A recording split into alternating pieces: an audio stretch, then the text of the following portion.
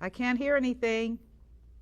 10, Okay. 9, 8, 7, 6, 5, 4, 3, 2, 1.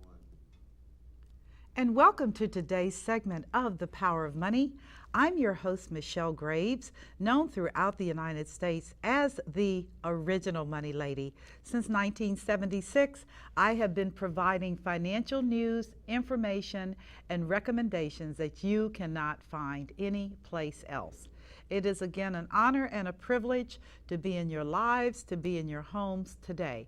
And for the next hour, I'm going to be bringing you up to speed as to what is happening in America, in our economy, and globally. So before you say, oh, I can't take it, I just don't want to know. Oh, yes, you do want to know, because ignorance will not get you through this one.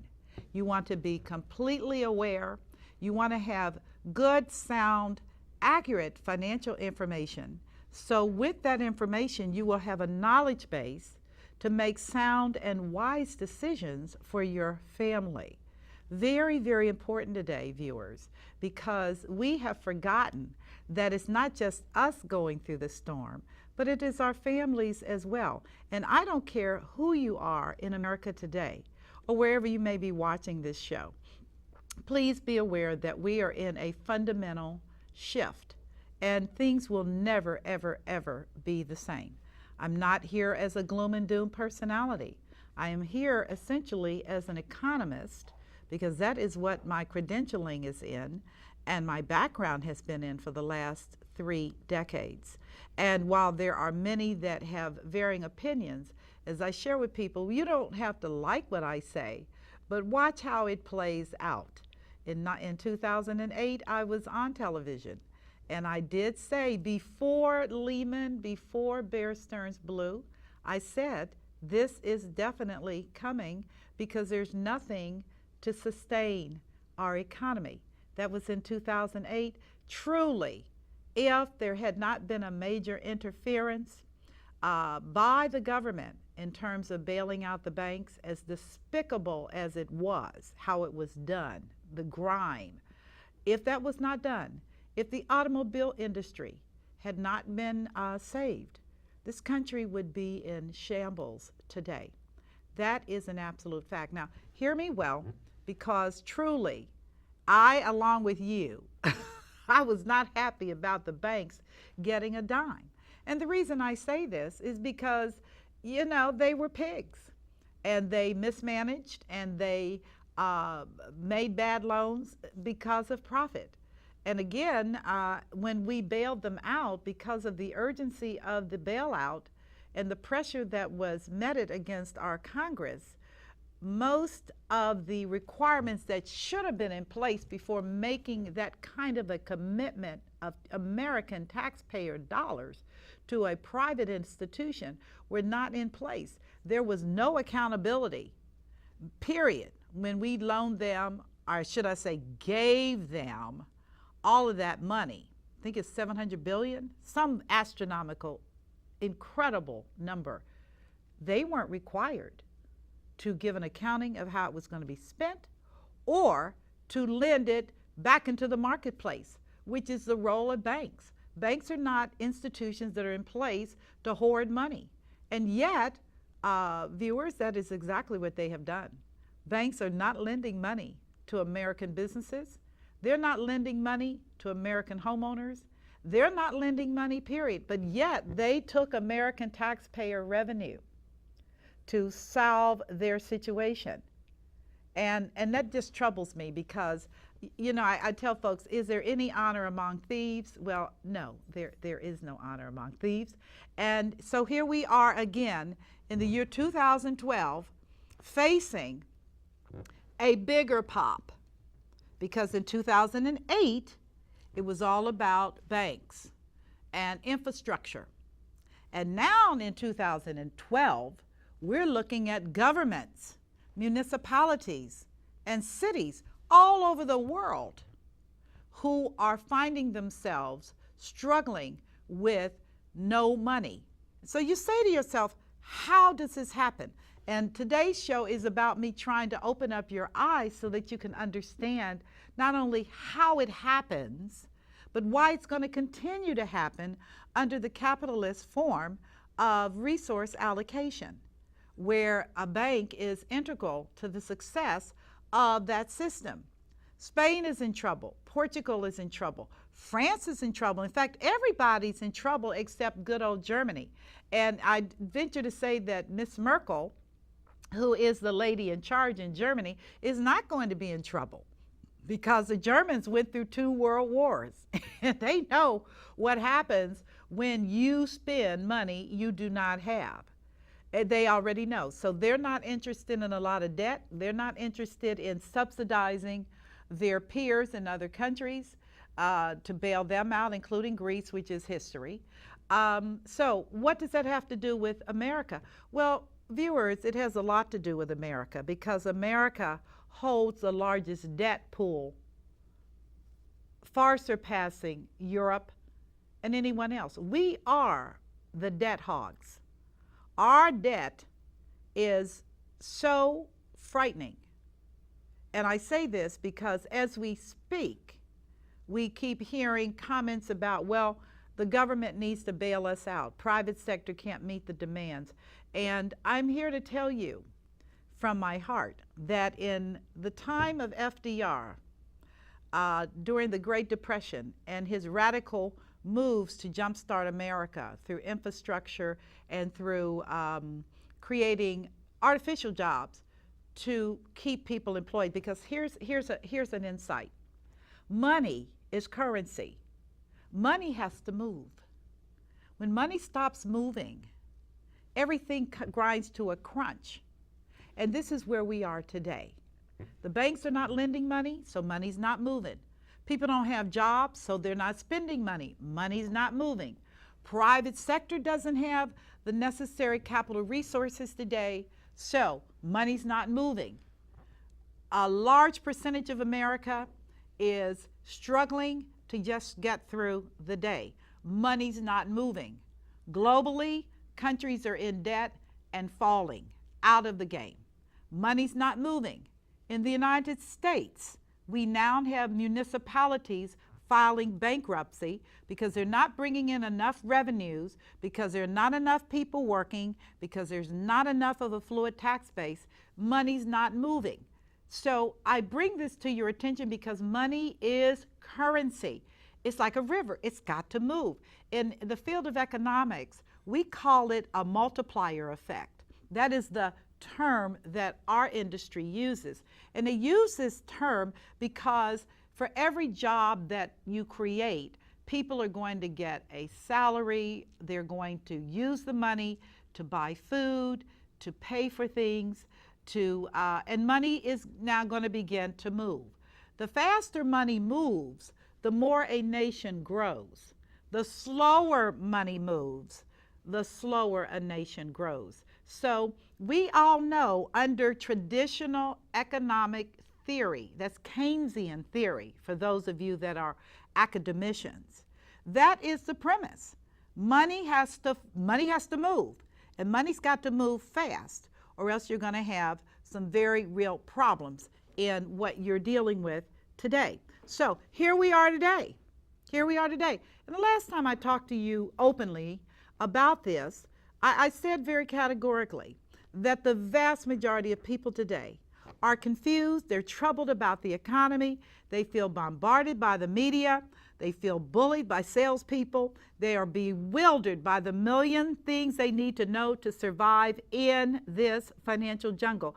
And viewers, it is a jungle. You don't think it's a jungle? Wander out here without an understanding and watch a lion eat you for dinner, or watch another crazy animal appear from nowhere and decimate your world.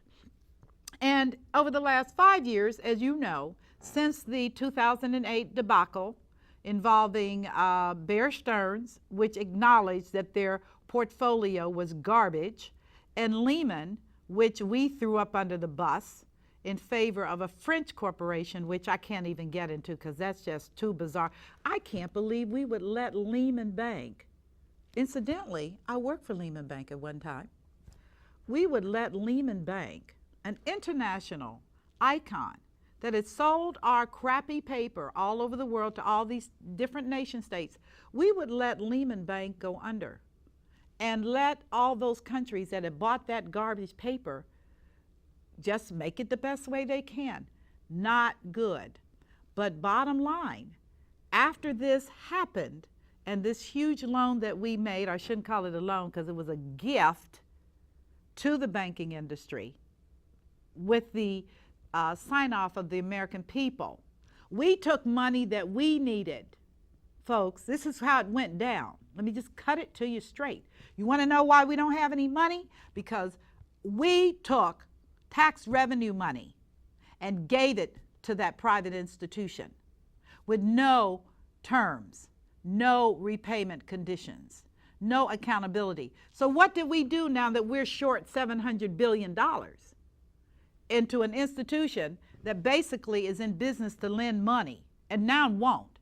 At least the automobile industry provided jobs with their money and their loans.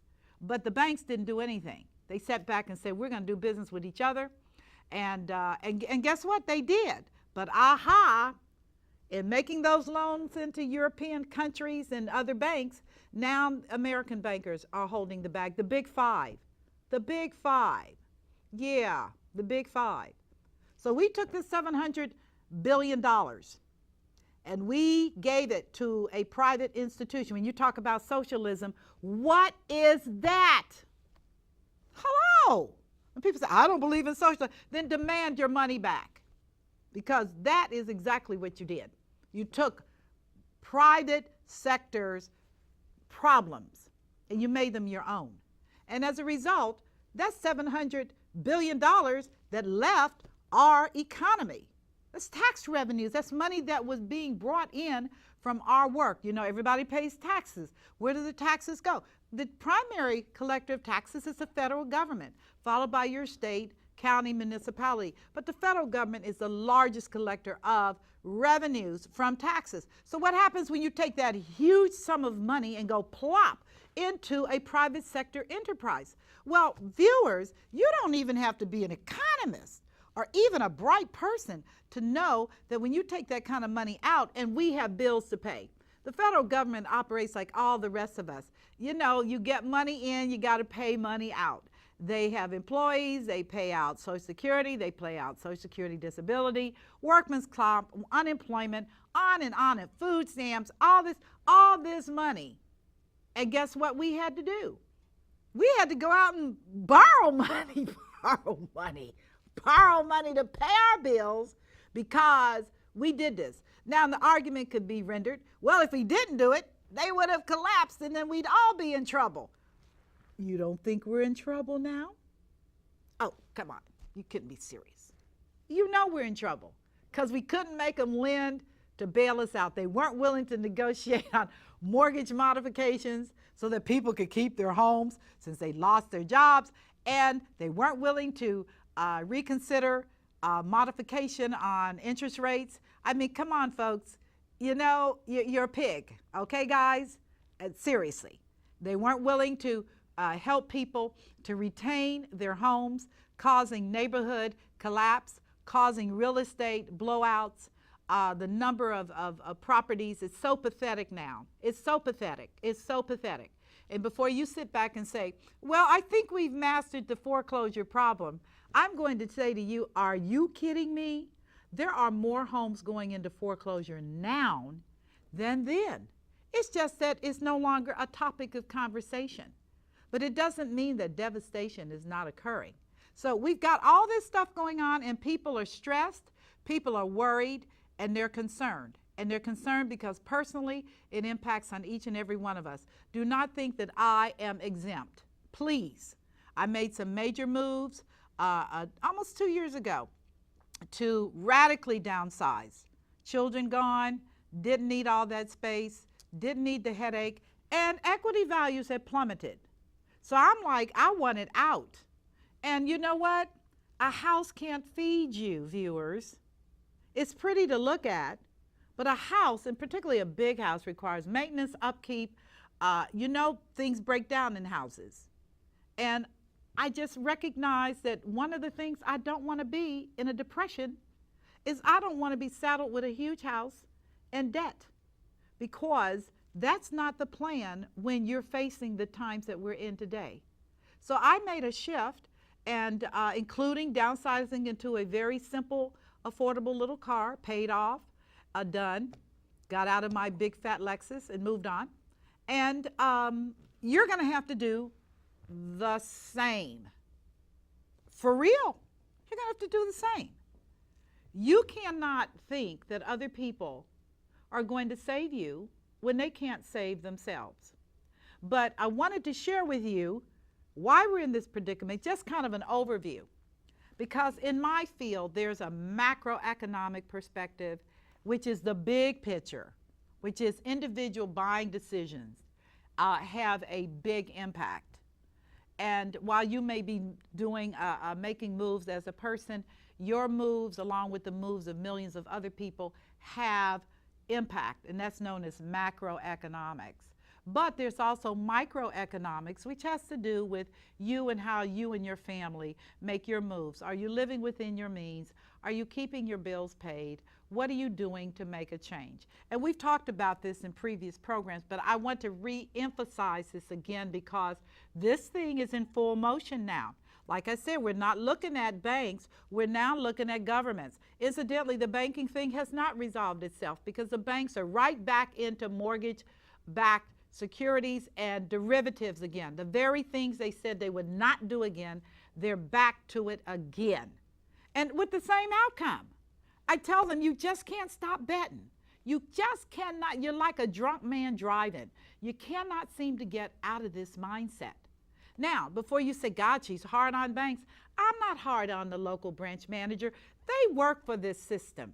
They work a job just like other people. But I am saying to you that the people at the top, your capitalists, your money makers, your money movers, these are your billionaires and your trillionaires that are moving large trunks of money all over at all times. They don't care anything about you. And if you think they do, you're on some form of medication. Are you smoking something really funny? Are you drinking something really crazy? These people, their world is a different world. And I'm saying to you this because this is a world that I am very, very familiar with and do understand. That's why I respect them so very little. They have all the money, but they have lost their compassion for humans and the fact that every human being on earth is God ordained to dignity. When you go into other countries and you see how these billionaires and these mega capitalists have brought devastation and destruction into these other countries where they've oozed out major profits and at the expense of the people. And this is the truth. It is not acceptable for the majority of the world to go to bed hungry. Not today. Not when we have resources. And this is a challenge I give to the super rich. What the heck are you going to do with all that money? It's paper. If it's U.S. dollars, it's not backed by anything anyway, except the good faith and full credit of the American people, which we know is kind of shaky right now. But my challenge to all of these so-called super rich, super wealthy people is, what are you going to do with all that money? What are you going to do with it? Because of the power of compounding, viewers, they're never going to be penniless, ever. Not possible. They could live on the interest and be super rich. So rather than looking at acquisitions in terms of how can people benefit, they look at it as what's in it for me. And that to me is troubling, and it really, really, really smells evil if you want to just be blunt about it. It just does, because there is no balance here. When you're looking at the majority of our country suffering, and before some of you get on your high hat and say, well, they need to work. They don't need to be at home. I'm going to sit up here and tell you, how can you work when you cannot find a job? How can you work when the economy is not producing jobs? When the private sector is busily consolidating and repositioning globally into cheap pay locations. We call it outsourcing. How's a person going to maintain employment in that environment? And I say this very seriously because until we have oh, I got it, you're going to continue to make these silly statements. Many people can't find jobs because there aren't any. The U.S. has had a massive outflux of jobs for years. Ross Perot spoke to it very specifically.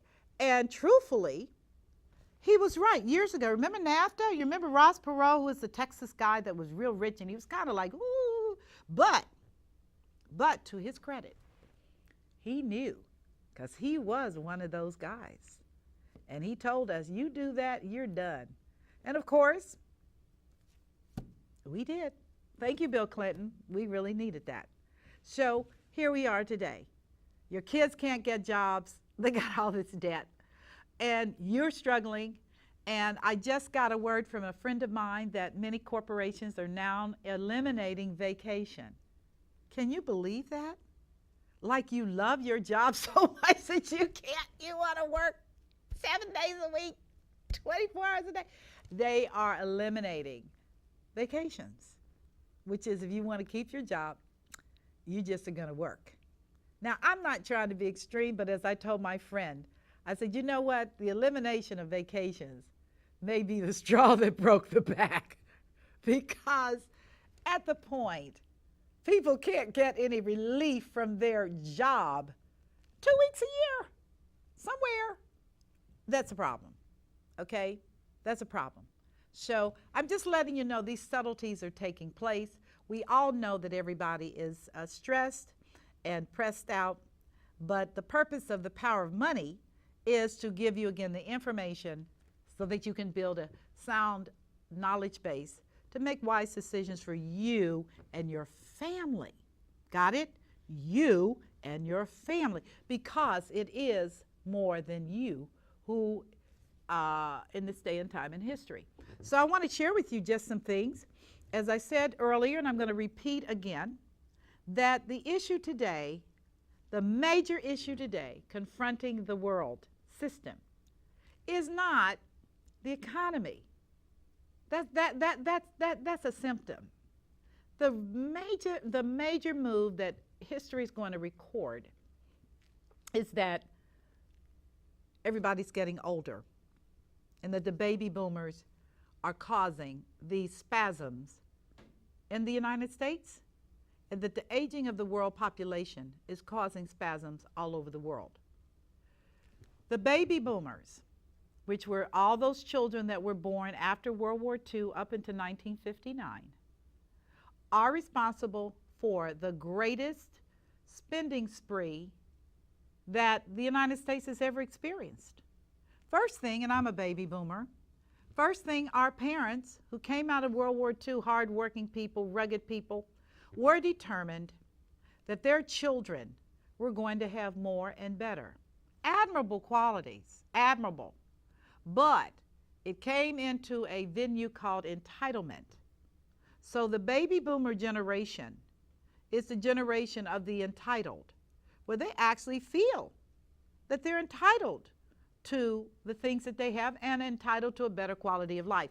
Now, I'm not here to debate the validity of that mindset. I'm just simply saying to you that because of that entitlement consciousness, baby boomers spent and they bought everything. Bought everything. And through their mindset and their numbers, because this was the largest concentration of adults going into the marketplace, they got jobs, they created jobs, and they spent money. They bought houses, they bought cars, not just any car, they bought nice cars. And the day of one car, are you kidding me? 3 cars, one for the husband, one for the wife, one for each of the children. So some houses look like a parking lot, because if you have 4 children and a wife and yourself, that's 6 people with cars, all of them parked in the yard. So as I share with people, All of these things took place as a part of that culture of entitlement which the baby boomers brought. So they bought big houses, they did jacuzzis, they partied, they traveled, they used credit cards. Credit cards were not even around 20 years ago. But because of the spending habits and because of the propensity to want more and more and more, baby boomers spent more and more and more for they and them. So I'm entitled to live better. I'm entitled to travel. I'm entitled to buy that Louis Vuitton bag that I cannot afford. I'm entitled to do these things because that's just what I want to do. And you know what? That's just what they did. But funny thing happened. The same group that pushed America into a consumption craze, because it is the consumer viewers that created this powerful economy this time around. It was not the private sector, it was the American consumer. It's baby boomers. They were pushing this stuff. Well, guess what? My group is now retiring. They're getting old. Some of them are just old. And they're out of here. And with them is all of that purchasing power because, number one, when you're older, you're not going to be buying a 5-bedroom home. You're not going to be spending all your money on luxuries. You're going to be thinking about retiring and getting older. Also, as you get older, you begin to have health challenges, health issues, all kinds of things begin to emerge because the body is not a machine. It does break down and sometimes you can't repair it. So again, this huge mass of people known as baby boomers are now moving out of the marketplace. And this is major. Hear me. This is major because along with the baby boomers moving out of the market is the tax base. Because when you're retired, you're not making any money. You're living off of your savings. You're on Social Security. You may have some other part-time jobs, but nothing to compare with the kind of money that you were pushing into that system. And again, what I said, money's got to move. And when you're spending money, money's moving. You're buying cars, you're buying houses, you're buying all the things that you want to do. Money's moving. Boom. Stop. They don't have money to move because they're now thinking about how am I going to take care of myself. They're out of the market. Money is scarce and tight. And the government's screaming, oh my God, tax revenues are shorting because the people that have been working, paying into taxes are no longer doing that. They're now recipients. So you have a situation where the government, because they are ratcheted up for a time when all these services were required, wanted, and needed. And they've got lots of employees and they've got lots of overhead and they got lots of stuff. And now all of a sudden the people that were funding this are retiring and moving out of the system. Huge numbers of people. I won't even talk about Europe. Huge numbers of people are leaving this system. The impact is severe. Because let me tell you something, viewers, the government is not going to stop taxing you. You know why? Because they need the money.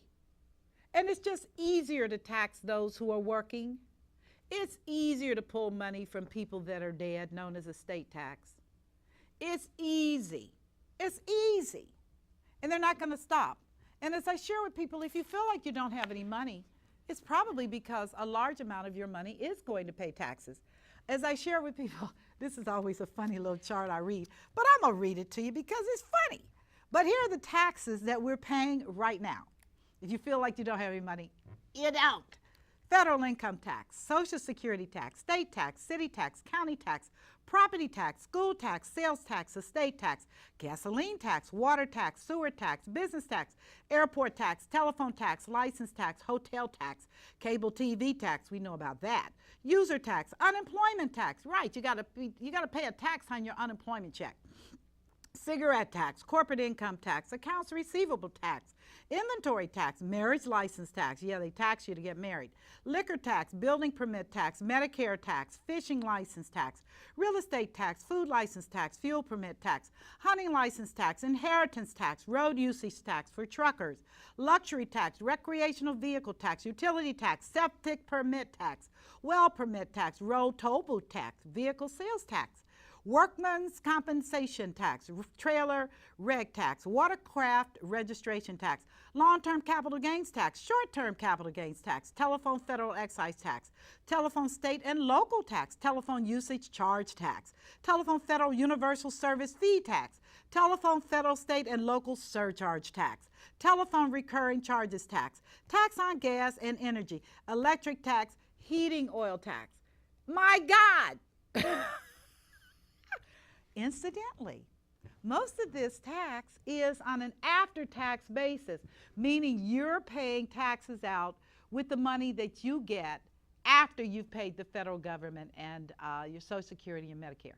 This is all after government extraction tax. And then you wonder why you don't have any money for those of you that are working. Not funny. But I'm here to tell you that the government is not going to stop taxing. Don't believe the politicians. When you're broke, the most efficient method of extraction is through taxes. Okay, because the government has to keep going.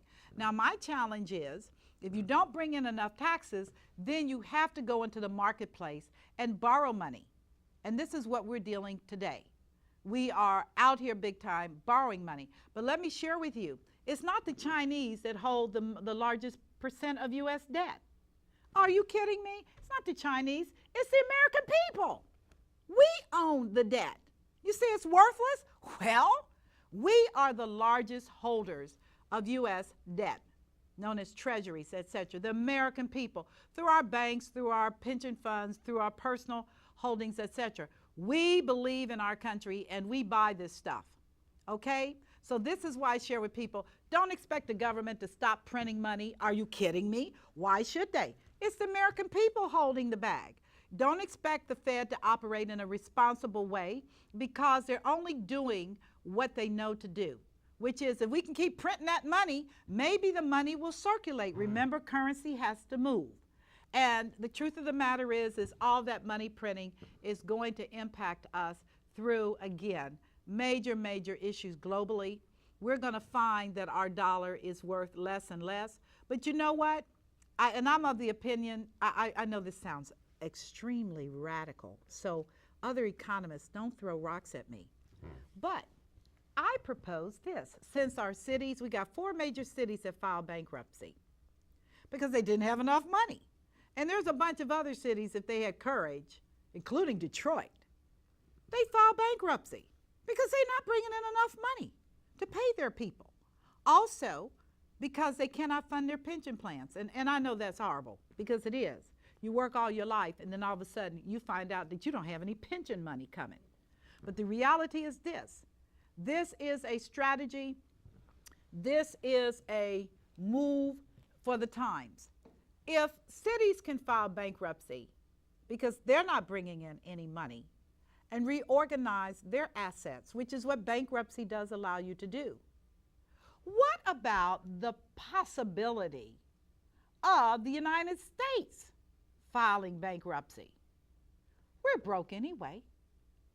So at least we would have an opportunity to reorganize our debt and to begin to settle up on our creditor accounts in a wise way. Now, I know you're screaming in the background, we're not filing bankruptcy. Well, you know what? If our credit rating keeps going down the toilet because we cannot pay our bills, then it's like anybody else in a household situation.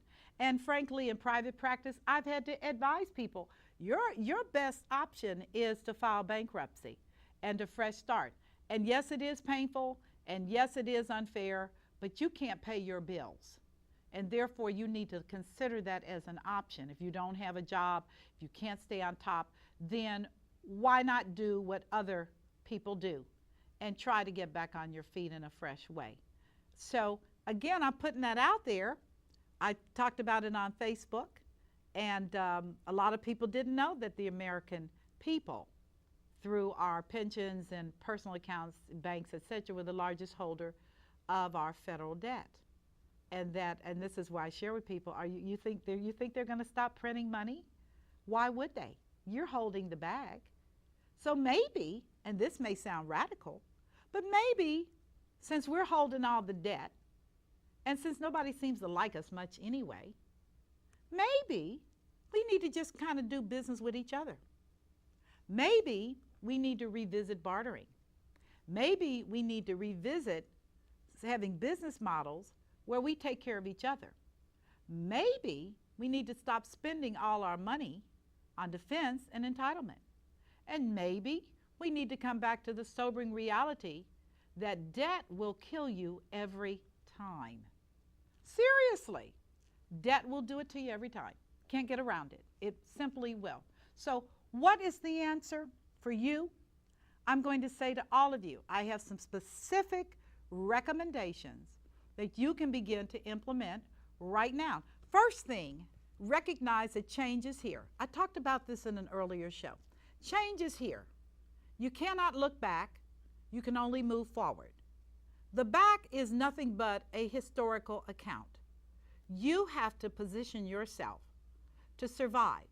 Many of you have made bad decisions based upon bad information. Many of you did not understand that being in debt is a terrible thing. And I could hear some of you investors out there saying, yeah, but I leveraged my real estate. Well, you can't get out of the stuff now, can you? You owe the bank, your tenants are crazy, and you've got this monthly debt.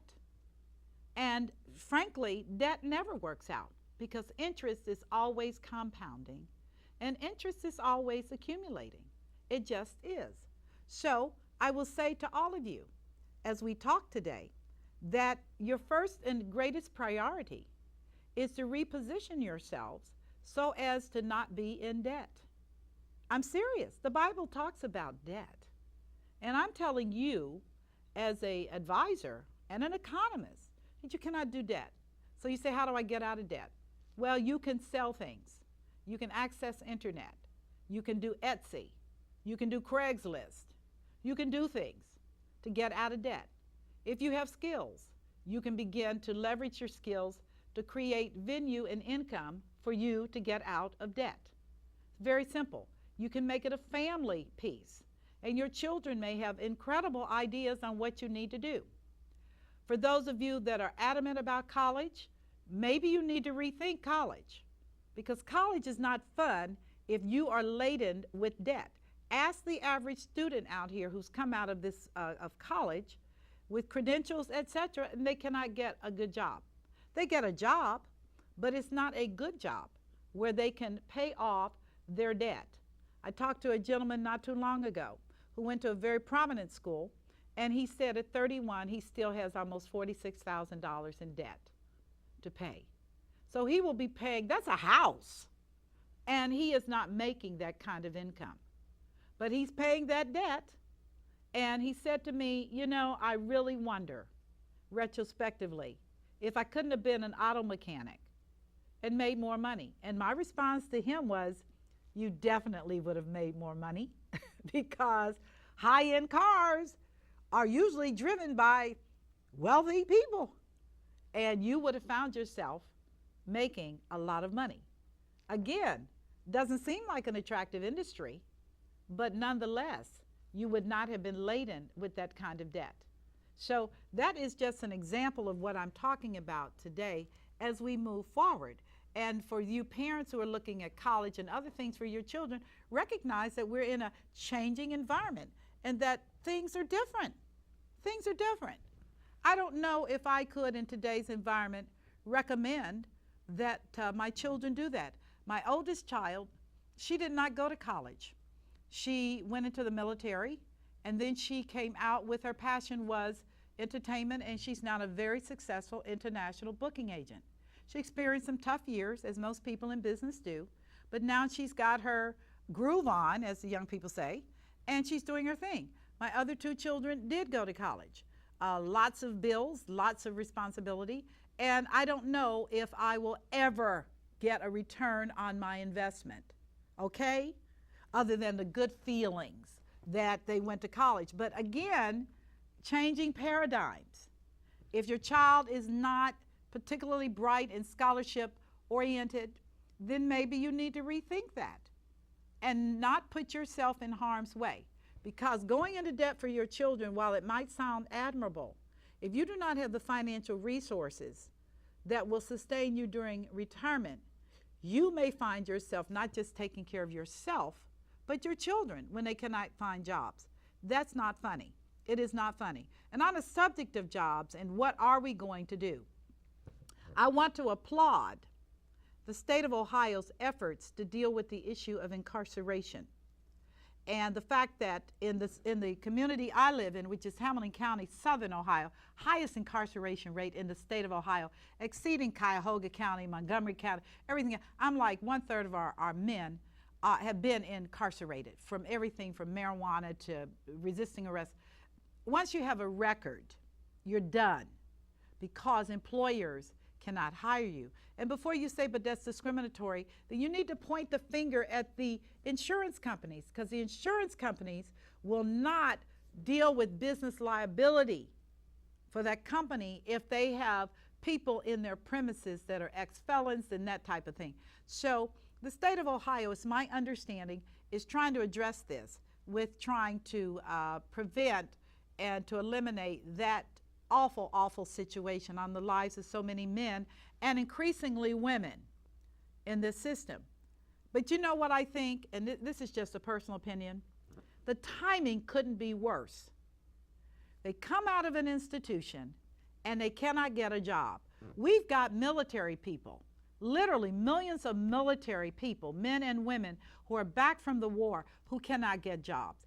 They don't have criminal records. They don't have anything. They simply cannot get a job because jobs are not available. Because remember what I said, currency has to flow, and when banks aren't lending, currency is tight, and businesses are not going to expand if they do not feel that there's going to be people to buy their products.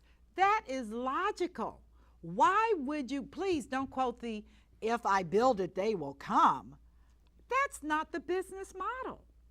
Business people are the most conservative people. I'm a businesswoman. I do not like to spend money.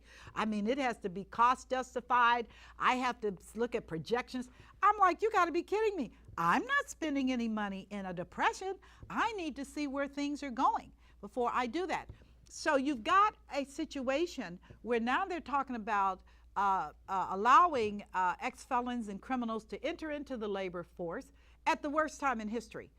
So I guess something is better than nothing. But I'm saying to you, in terms of priorities, I would like to see a real life effort to hire veterans who are coming back from the war so that they do not roll out like the Vietnam veterans who were mangled and messed up and psychologically broken, so many of them. I'd like to see that happen. I'd like to see banks get off the money that we gave you. Boom. Dumb. And I'd like to see you lend money in America at low interest rates, because we didn't charge you anything to jumpstart our economy, to get this thing going. I'm talking to you guys at the top that sit in your wonderful limousine-driven black cars, Mercedes probably, and are not concerned about what is happening in America. America is hurting. And while you may be at the Champs-Élysées, or you may be in Shanghai or in other provinces with your wealth, you recognize that the American people are hurting. We're scared. We don't know where we're going to go. We can't look to the government because politicians have shown us that it's just worthless on so many levels. We're looking to private sector, but you can't grow if you can't get money. That's small business people. I'm so tired of them talking about small business as the basis of this country. Yes, it is, but they have to depend upon banks to allow them to grow. and to expand, and they can't get the necessary loans that they need. Or the bank is accelerating the loan, which I'm hearing increasingly. The bank's like, oh, I don't like your balance sheet, so I think I want to call the note due. Right. So you're going to kick a man when he's down. Not good. I need us to zoom around and to look at where the problem really is. And I need us to begin to make a change. We cannot continue to tax the American people into oblivion, the government. And you can say, oh, we need to change the tax code. You can change whatever tax code you want to change.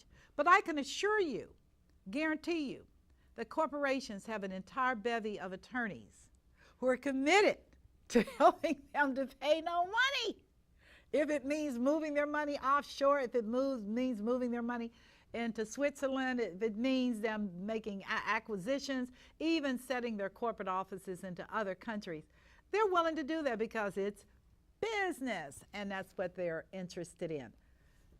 Again, the times are before us, and they're challenging times. And I don't have any good advice other than get out of debt, consolidate your resources. That's right. Look at how you're going to fare in the days ahead, because it's going to be some bumpy days ahead.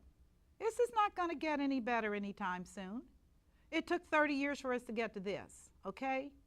You can't possibly think we're going to cruise out of this in a year or two. It's going to be a long ride. But let me give you the positive upside of all of this, and this is where I get excited. You now have an opportunity. As values collapse, and they are, you now, for those of you that have been saving and are prudent, you're going to find that you're going to be able to do lots of things with the money you have accumulated. You're going to actually be able to invest in companies who are doing great in this scenario. Not everybody's doing bad. There are companies that are positioned right now to ride this thing out. These are companies that don't have any debt, that have very strong management, and a lot of them are not even well known. But you can Google, input the parameters I just gave you, look at dividends, look at cash rich, and see what you come up with and begin the research. Because there are companies that will get through this. Companies that will not get through this are companies that have a lot of debt, that leveraged, that did not anticipate where we are today. And therefore, here we are. Not good. But for those of you that can't stay away from the stock market, and I must tell you, it's brutal out here, it is going to get worse. It is, because there's nothing to support the growth in the stock market. Remember, the baby boomers are leaving, and they're taking their money out of the market. They're putting their money into conservative, predictable investments like annuities, etc., that guarantee their income, that guarantee their principal. They're not going to be playing ball at 80 years old, 70, or even 60. It's too scary. They don't want to do that. So the market, just because of that move alone, is going to be choppy. You've got a lot of trading activity going from market players that think that the Fed is going to bail us out. And Ben Bernanke, and God bless his soul, because I would not like to be the head of the Fed at this time in history. But Ben Bernanke came and spoke, as he always does. And his remarks were predictably bland. Because what's he going to say? We're going to print some more money? Well, that's done, over with. The money printing business is not doing anything. Are we going to lower interest rates any lower? Well, how low is low? Anybody that has CDs knows that 1% is not a lot of money. So if the Fed's charging its bank members a 0.5%, 1/4%, to try to stimulate them to borrow, then they're not going to borrow. The American taxpayer gave them all the money. They don't need the money. They're fine. They got a ton of money. What are you going to do about us? And truthfully, the Federal Reserve, which handles monetary policy in the United States, that is basically printing money, lending money, etc., they're at their wits' end. They have called our growth projections, in so many terms, dismal, which means that there's not going to be a whole lot of performance and productivity. And he doesn't have any answers. So monetary policy, nah. Flip over on the other side. Fiscal policy, what is Congress prepared to do? Well, we got two camps right now. We've got the current administration that says we need to spend more. Government must do more. And it's without a doubt the stimulus helped with people working. And then we have another camp that says private sector has to run with it. And frankly, I don't know who's right, because the tendency of private sector is always going to be to maximize profits at anybody's expense. This is a capitalist model. And I say this all the time because the capitalist model promulgates the great efficient man who is out here accumulating and profiting for his own well-being.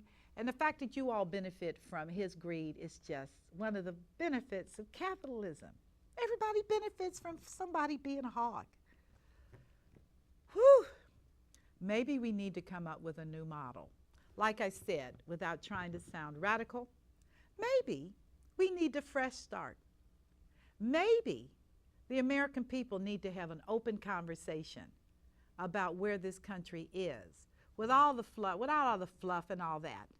But maybe we really need to have a conversation about what happened, why we have strayed so far from our original precepts and goals.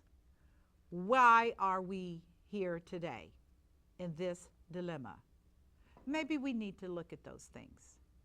And I say this as time is just about up for the show, that maybe you and your family need to have this conversation. What will happen to you if you woke up tomorrow and found out your pension plan was history? Woo! Don't think that can happen. It just happened. I had a situation, I won't quote names, where a woman had worked for a nonprofit for 35 years. And they ran out of money. And she discovered, much to her horror, that she had no pension plan. She also found out, because nonprofits don't contribute into unemployment, that she didn't have an unemployment plan either. So at 35 years of work, older woman, she had not only no unemployment, but she had no retirement. She is now 62, and she's pulling off of the retirement from before she went to work for the nonprofit. You don't think that's troubling to me? That's troubling to me. Do you know who nonprofits are? Nonprofits are more than your big foundations and your hospitals. They are churches. They are a ton of nonprofit organizations out here and social service agencies. So I said to her, I said, this is about the conversation we have to have. Why would an agency committed to helping people have you work there for 35 years, and at the end of your life, you have nothing?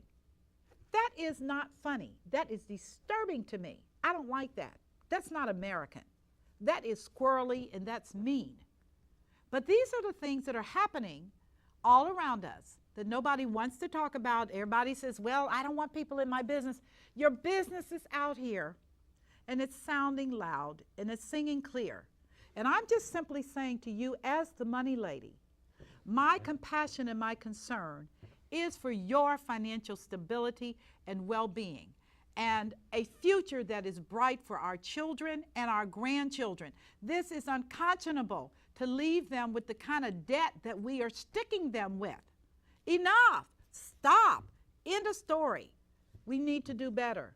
So my challenge to you today, as I conclude today's segment of The Power of Money, Michelle Graves, is always keeping it real, keeping it straight, not cutting corners, not playing with anybody, just telling you the way that I feel you. I understand.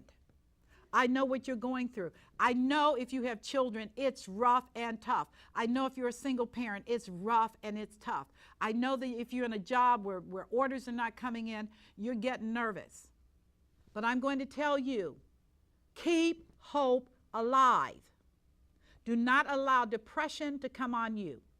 Do not allow discouragement to come on you. Look within your internal resources and begin to see, what can I do to change my story? Rally your family around you as a family to begin to look at what the family can do differently. We eat too much food and we eat bad food. That's why Americans are so obese. We do. We eat bad food and we eat too much food. Change your eating parameters. Go to farmers markets. Grow your own food like me. Okay? Right. It's fresh, it's clean, and it's mine. Make some changes in your life thinking, your lifestyle, and how you live your life. Love your families. Love your children. Love people. When you do these things, you will find that your life will begin to change its character, and that you will find that you can get through this. But I want to compel you again, as American people, we better have the conversation, because 2012 and 2013 are going to be doozy years. And the things I talked to you about today, remember currency. Remember I said the banks must lend. I don't know how to tell them to lend. They didn't lend. People have bad credit now, problems. But something has to give. We need a new model. FDR birthed out a new model. We're going to need a new model to get us through this one. I'm confident the American people will do it, because we are an amazing people. We just are. We'll do it if nobody else does it. So I'm confident that we can get it done. And I thank you again for allowing me to be a part of your world on today's Power of Money. Again, I'm Michelle Graves, blessing you, sending you great hope, lots of love. Kiss those kids, and I'll see you the next time. Don't forget to watch me on YouTube if you have not seen any of my shows. Michelle Graves, The Power of Money, on YouTube. You take care. Goodbye.